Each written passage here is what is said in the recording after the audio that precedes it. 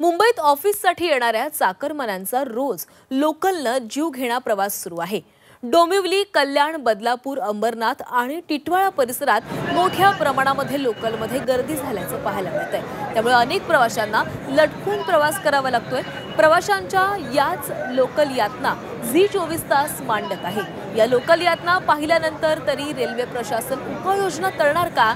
Local वेळेवर सोडणार का? गर्दीच्या वेळी लोकलच्या फेऱ्या वाढवणार का? असे अनेक प्रश्न आता उपस्थित होतात।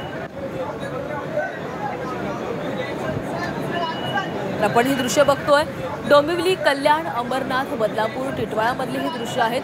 दररोज सकाळच्या वेळी लोकलमध्ये हीच एवढ्याच प्रमाणामध्ये गर्दी असते। मात्र या लोकल यातना सहन करत असताना मात्र रेल्वे प्रशासन अजूनही जाग होत नाहीये। अजूनही रेल्वेची जी संख्या आहे ती अजूनही वाढवताना दिसत नाही आणि त्यामुळे दररोज या प्रवाशांना या लोकल यातना सहन कराव्या